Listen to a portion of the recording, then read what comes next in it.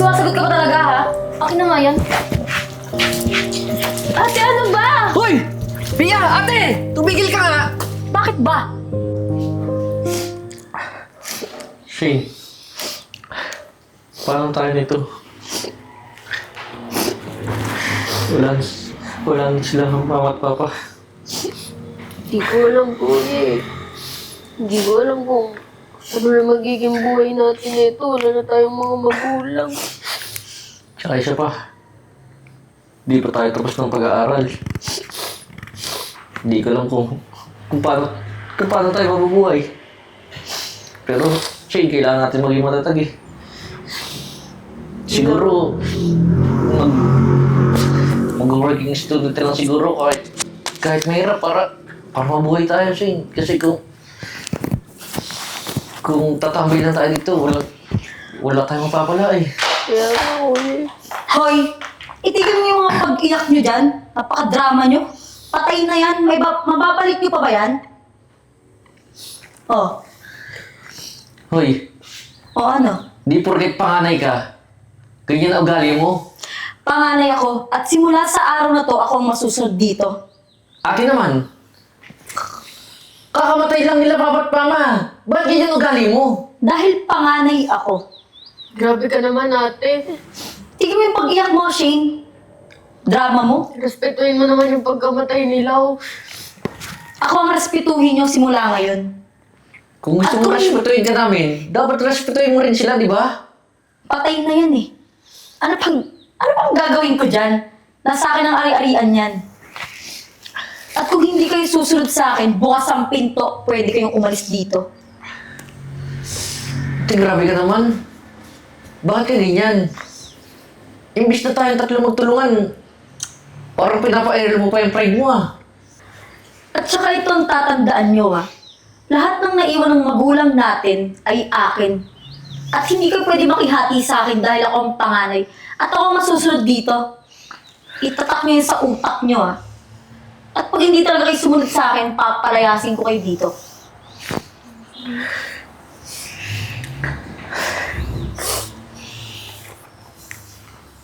Tingnan mo yung pag-iyak mo, Jeboy ah.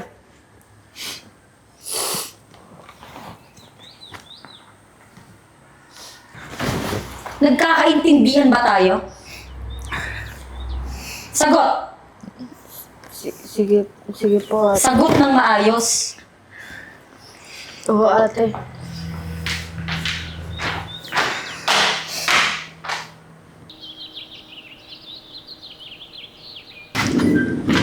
Pasok ka. Sobrang yayaman na talaga ngayon, ha? Totoo. At saka amin lahat to, no? Mayaman talaga kami. Grabe. Lumapit ka dito. Oh, sige na. Alam mo, mahal.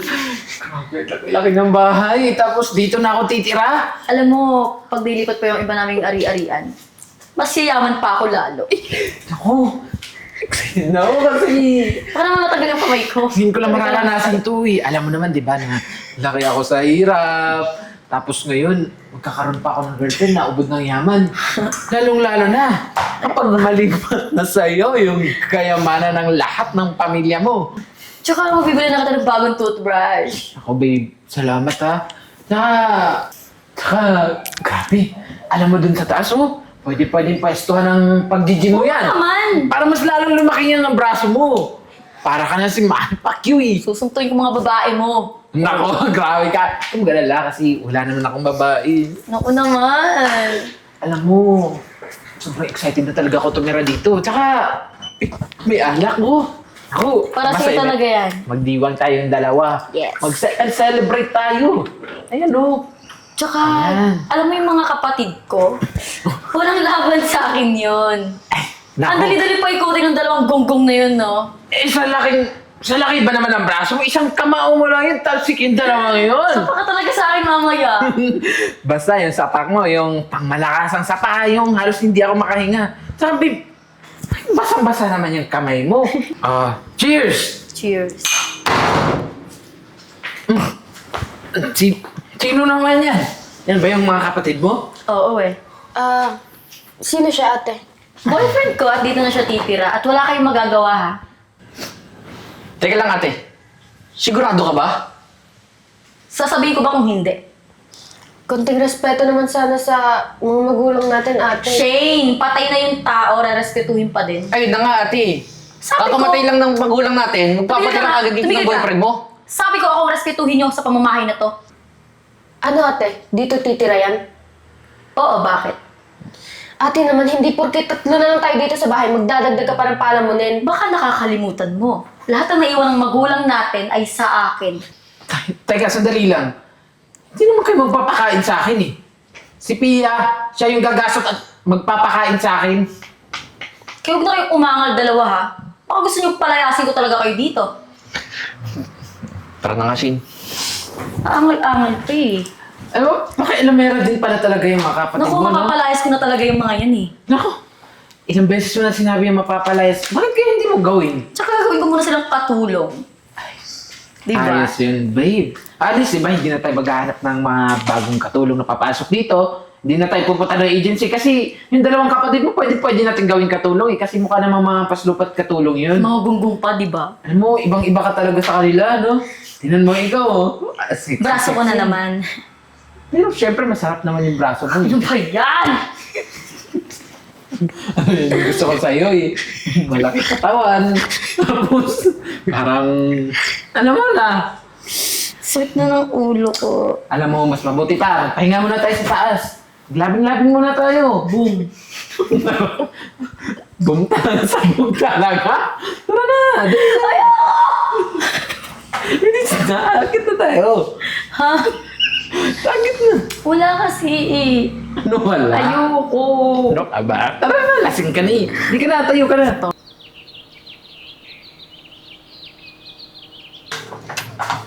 Sige na. Ako na magdadala nito. Kuha ka na lang ng Wala na akong tubig. baso.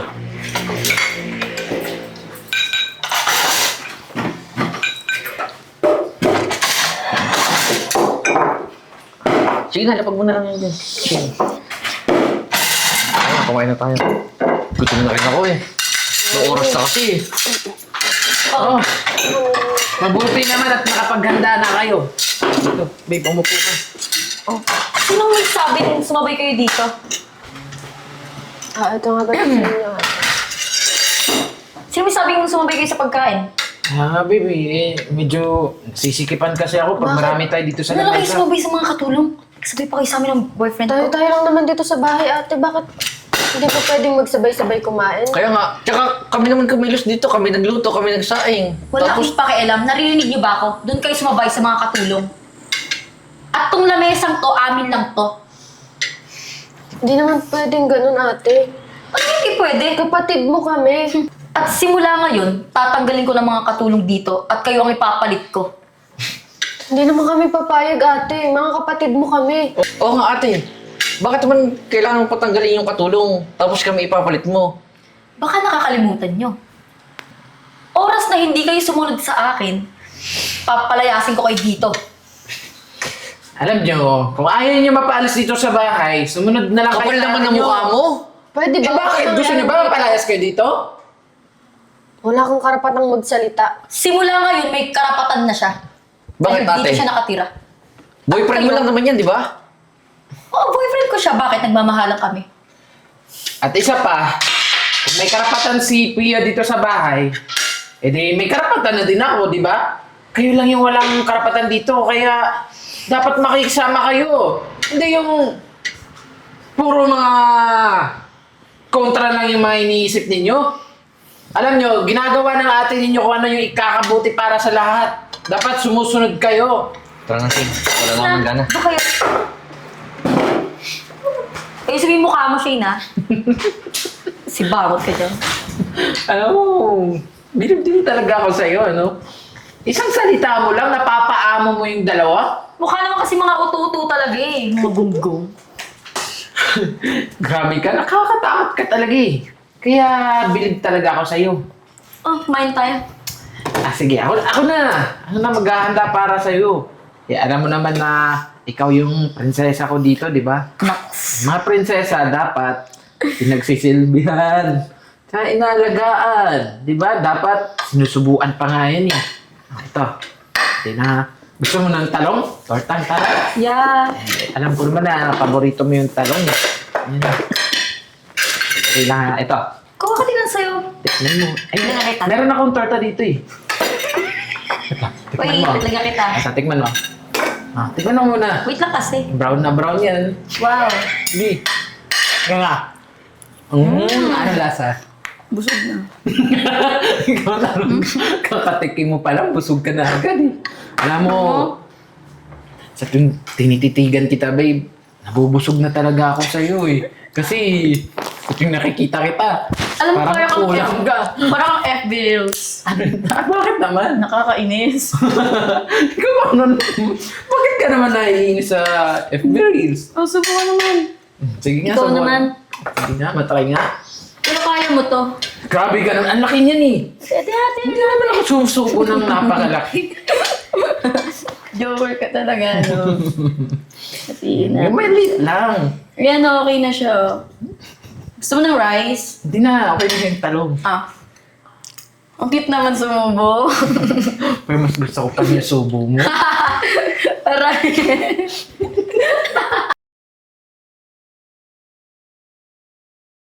Alaman, tagal na din nadidiling ang Diyos ko, napapabayaan na. Shane, Oh, kuya. pumasok ka muna sa loob. Magpahinga ka muna. Kanina ka pa nandyan.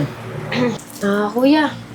Ba't di na lang kaya tayo umalis dyan sa bahay na yan? Total, katulong na lang rin naman ang tingin sa atin ni ate. Shane, di tayo alis dito.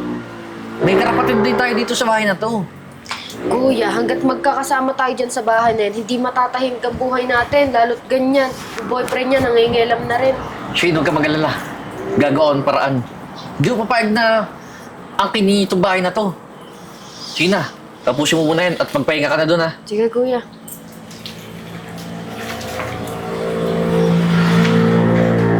Hoy!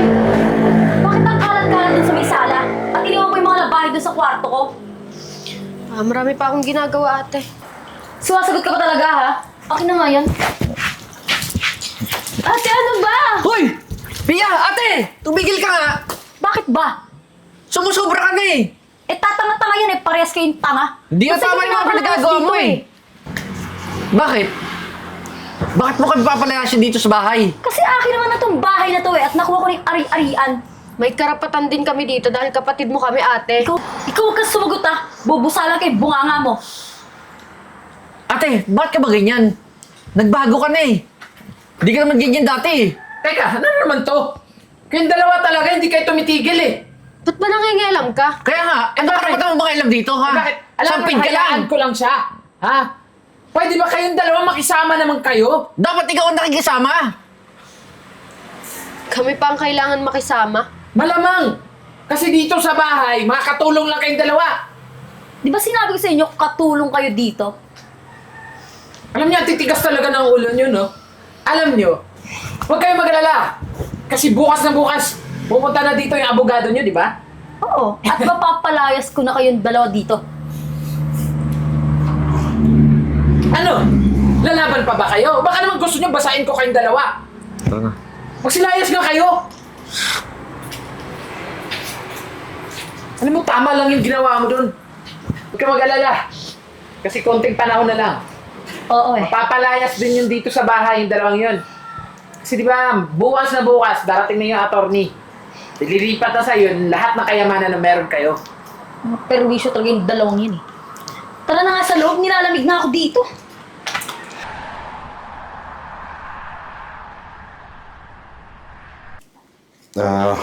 Shane, kumpleto ko na yung dokumento na naiwan ng papa mo. Siguro hintayin na lang natin yung iba pong mga kapatid para... Ay, Oh, sino may sabing umupo ka dito? Wala ka naman mamanahin.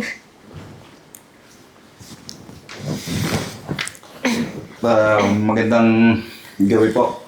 Magandang gabi po. So, bali, nandito na po lahat ng dokumento na iniwan ng papa niya. Lahat ng ari-arian, lahat ng negosyo, nandito na po yung dokumento. Okay? Buti na po, attorney, at dumating ka na po. Ayon dito sa naiwang last will ng tatay nyo,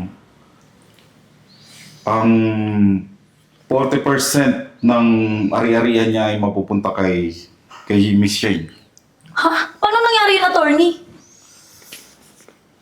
At yung 40% naman ay mapupunta kay Jeboy. Imposible, no? Ako ang panganay. At yung 10% po ay mapupunta sa inyo. At Miss bakit po? Shane. Kasi po, ayoko man pong ako yung magsabi sa inyo nito, pero hindi po kayo tunay na anak ng tatay niyo. Hindi ako naniniwala, attorney. Totoo akong anak. Kagagawan niyo to, no? Kayong dalawa talaga. Kapal pala ng mukha mo, ate. Ampun ka lang pala. Eh kung alilain mo kami dito, kala mo ikaw prinsesa? Ate, hindi namin mapapalagpas to. Ano? Ampun ka lang? Narinig mo naman, di ba? Ampun Ampun lang lang siya. Mimik ka nga. Narinig ko 10% lang yun meron sa'yo? Diyos ko naman. At yung 10% na yun ay yung bahay niyo sa probinsya. Akala ko pa naman na magiging mayaman na ako. Kasi sa'yo lahat mapupunta. Pero imposible talaga, attorney. Pinaguloko niyo ba ako? Si attorney na nagsabi, oh. Alam mo, total, hindi pala totoo na magiging mayaman ka. Eh di maghiwalay na lang tayo. Eh pera lang naman yung habol ko sa'yo eh. Huwag naman sa ganun. Ano, iwan mo ko mag-isa? Alam mo, pera lang naman yung gusto ko sa'yo eh.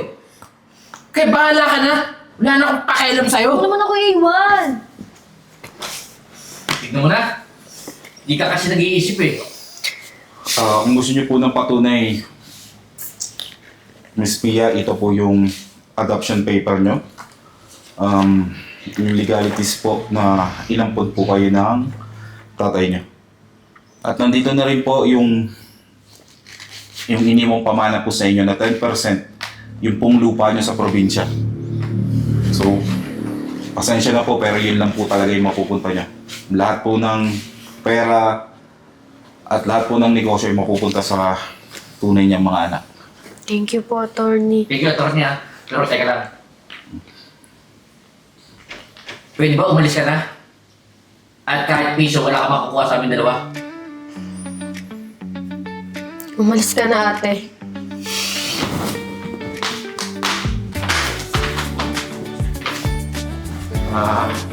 Attorney, maraming salamat po ha. Wala nga naman kasi trabaho ko naman yan eh.